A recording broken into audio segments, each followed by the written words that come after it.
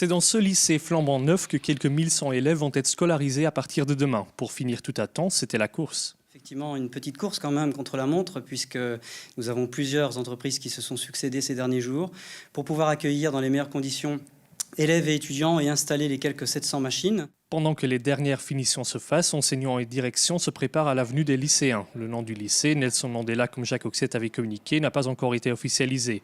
Mais une chose est sûre, sa vocation est internationale. On a des jeunes qui viennent de l'étranger et qui vont être scolarisés ici. Le principe de la section internationale est justement de pouvoir accueillir des jeunes dont les familles viennent travailler en France pour un court temps généralement. Et pour ne pas perdre pied ni avec la culture d'origine ni avec la langue d'origine, les sections internationales ont été créées. Mais elles accueillent aussi des élèves qui sont scolarisés en France habituellement.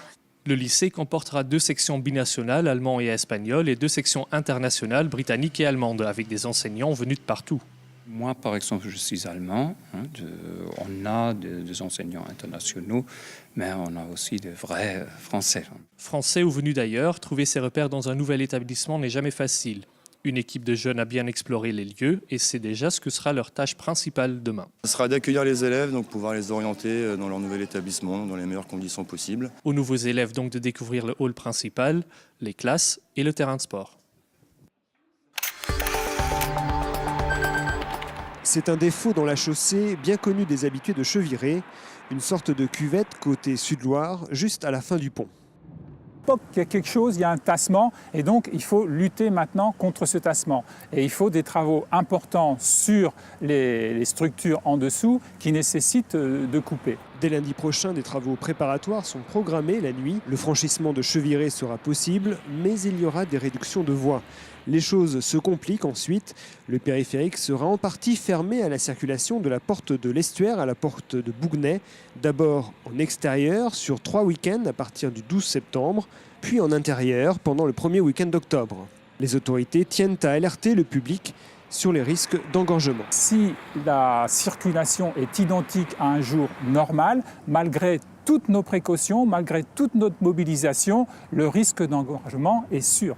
Faire le tour du périphérique, je vais dire dans le sens inverse que celui qu'on voudrait faire, ça ne prend que 7 à 10, un quart d'heure, voire peut-être 20 minutes de plus, mais je pense que ça vaut le coup de s'engager dans l'autre sens. Et puis il s'agit aussi d'adapter son activité ce week-end-là. Avec 35 000 véhicules par jour en moyenne le week-end, 90 000 en semaine, le pont de Cheviré est le deuxième tronçon de route le plus fréquenté du département. Pas de sonnerie stridente ni de musique à fond, le Sensor Wake vous réveille en douceur en diffusant des effluves d'huiles essentielles. L'inventeur de ce réveil olfactif, c'est lui, Guillaume Roland. À tout juste 18 ans, ce géotrouve-tout nantais n'en est pas à son premier coup d'essai. Alors le Sensor Wake, ça n'a pas été ma première invention. Dès petit, donc, je me suis pris à faire des bricolages. Donc, par exemple, j'ai eu le Tea Infuseur, c'était une machine qui infusait le thé en autonomie.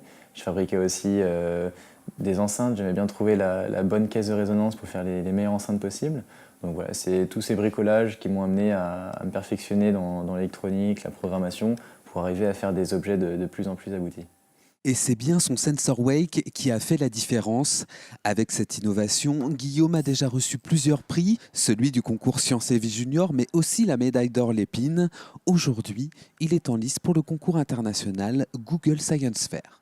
J'ai connu ce concours Google Science Fair sur Internet. J'avais vu les lauréats de l'édition 2013 et j'avais été super impressionné. Je voyais des gants robotiques, des algorithmes pour combattre le cancer, des trucs super. Donc je me suis dit, j'ai un réveil olfactif, j'ai un projet, donc pourquoi pas le développer et poser ma candidature pour l'édition 2014. L'invention a séduit Google, puisque Guillaume fait partie des 15 finalistes du concours international. Fin septembre, il s'envole pour la célèbre Silicon Valley en Californie pour défendre son Sensor Wake. En construction au chantier naval STX de Saint-Nazaire, le premier des 2 navires de guerre Mistral est presque prêt.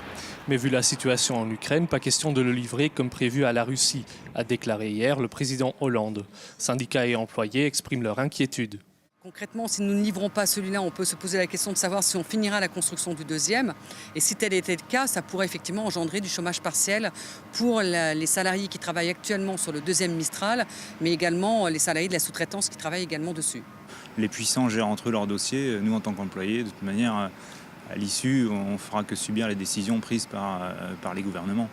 La direction de STX n'a pas voulu réagir, mais le maire de Saint-Nazaire assure que la construction du deuxième navire est maintenue. Le président de la République a clairement dit que les conditions de la livraison n'étaient pas rassemblées. Mais le contrat dure, le contrat continue. Donc au moment où on se parle, il n'y a pas de changement. Éventuellement, une modification d'une date de livraison. Et nous espérons tous, je vous l'ai dit, qu'on trouvera un accord de paix et que les deux forces, notamment Russie et Ukraine, puissent trouver cet accord. Même signal côté CFDT.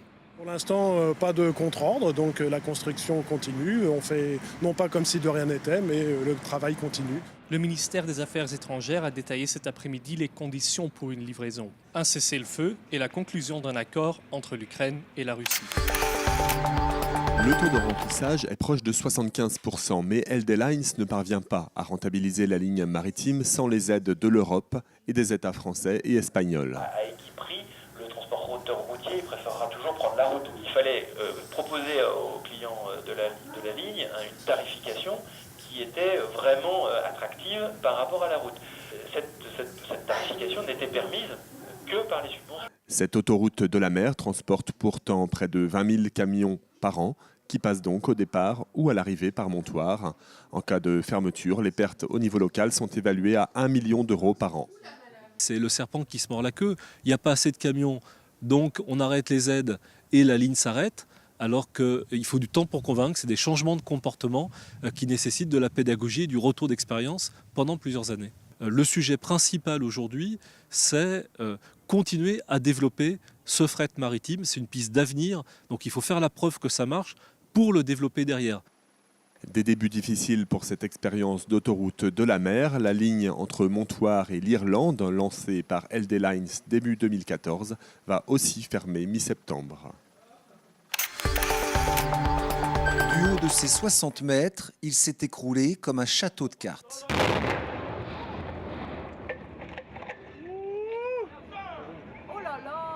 Attention, c'est là la secousse. Et voici donc ce qu'il reste de ce monument construit au début des années 50. Une centaine de personnes sont venues assister à l'événement, la disparition d'un symbole pour cette commune de Petit-Mare, un bâtiment que l'on voyait à des kilomètres à la ronde. On regrette toujours un monument parce que c'était un symbole. Voilà, c'est le côté symbolique du château d'eau, même si sa fonction elle était obsolète, quoi. Moi j'habite à proximité et lorsqu'il y a des gens qui voulaient se rendre à mon domicile, je disais prenez repère sur le château d'eau et quand vous aurez trouvé le château d'eau, vous aurez trouvé la maison. Hein. Donc maintenant il faudra en créer un autre ou utiliser le GPS. Ouais. Il a suffi de 7 kilos d'explosifs pour venir à bout du bâtiment, mais l'opération était très délicate. Elle était très haute et en plus avec une maison à côté, donc il nous a imposé certaines normes pour pouvoir le faire tomber et il ne fallait pas que l'opération soit ratée. Aujourd'hui, apparemment, ça s'est bien passé. Plus de peur que de mal, effectivement, pour les habitants de cette maison voisine. Le château d'eau était désaffecté depuis 2 ans, remplacé par un bâtiment plus moderne à Saint-Marc-du-Désert, à 6 km de là. Ce sont les écoles du département qui ont reçu ce courrier en date du début juillet, voilà. Adressé à directeur, directrice d'école, chef d'établissement du second degré. De la maternelle au lycée, 550 établissements publics de Loire-Atlantique ont pour l'instant reçu cette lettre signée par la Manif pour tous. Selon ce collectif, derrière le plan d'action pour l'égalité entre filles et garçons, voulu par le ministère de l'Éducation, se cacherait en réalité la théorie du genre. J'ai plus peur des effets dévastateurs de l'idéologie du genre que d'être prise pour quelqu'un qui menace. Mais non, je ne menace pas. J'appelle au libre arbitre des éducateurs. Et je dis aux parents de Loire-Atlantique, vous êtes les premiers éducateurs de vos enfants. Choix des manuels scolaires, éducation sexuelle, projection de tel ou tel film, la Manif pour tous promet une vigilance accrue à tous les niveaux. Une mise sous pression, dénonce rectorat et syndicats. Nous demandons à ce que notre hiérarchie, directeur académique, recteur, s'adresse eux aussi au personnel pour leur dire qu'en cas de problème, ils seront bien évidemment soutenus par leur hiérarchie. Ça ressemble un peu à une mise sous contrôle des écoles et des établissements et ça, nous ne pouvons pas le tolérer. Le dialogue, oui. La mise sous contrôle, non. Audience exceptionnelle ce matin au tribunal de commerce de Nantes pour C3 Consultants, l'entreprise basée à Saint-Herblain spécialisée dans l'accompagnement des demandeurs d'emploi. Les juges ont examiné les offres de reprise des différentes entités du groupe. Mais pour les 145 postes de C3 Atlantique, il y a peu d'espoir. Sans surprise, on devrait aller vers la liquidation de C3 Atlantique dans les 15 jours qui viennent. Donc tous les salariés de C3 Atlantique risquent d'être licenciés dans les 30 jours qui viennent. Et ça, c'est malheureusement la réalité du dossier. Aucun repreneur ne s'est manifesté. On s'attend à ce que le tribunal mette la maison mère du groupe en liquidation judiciaire. On va changer de côté du bureau. Hier, on accompagnait les demandeurs d'emploi. Demain, c'est nous qui serons de l'autre côté du bureau. On a un sentiment d'énorme gâchis par rapport à l'outil C3 qui est en train d'être démantelé là, à l'étage au-dessus et pour partie va disparaître. Pendant l'audience, le PDG de l'entreprise, Thierry Frère, a fait un malaise. Il a été transporté à l'hôpital par les pompiers. L'audience a repris en présence des avocats. Mais pour Thierry Frère, ce n'était pas la dernière fois qu'il se trouvait dans une salle d'audience. Le 25 septembre, il est convoqué à titre personnel devant le tribunal correctionnel de Nantes pour abus de biens sociaux. C'est pas si grand que le viaduc de Millau quand même, mais c'est bien, c'est très bien. Pour Pontchâteau, je trouve que c'est super. Ça va donner un deuxième élan à Pontchâteau et aujourd'hui j'en suis satisfait parce que j'y ai passé beaucoup de mon temps. Avec l'ouverture du viaduc de Pontchâteau, ce sont des années de réflexion pour tenter de contourner la commune qui prennent fin.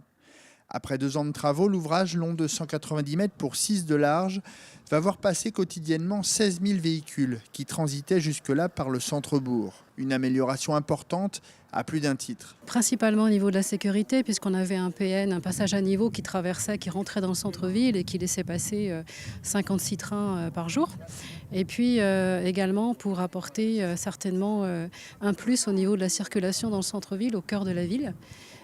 Et je pense que ce pont va offrir une nouvelle entrée dans la ville et ainsi diversifier les flux de voitures et nous permettre un peu plus d'air dans le centre-ville même. Construit aux abords de Pontchâteau, ce viaduc qui enjambe le Brivet et la voie ferrée va permettre également à la commune de retrouver un certain pouvoir d'attractivité. Je pense que le centre-ville de Pontchâteau sera plus accueillant. Les piétons s'y retrouveront mieux et ils ne seront pas gênés par la circulation automobile.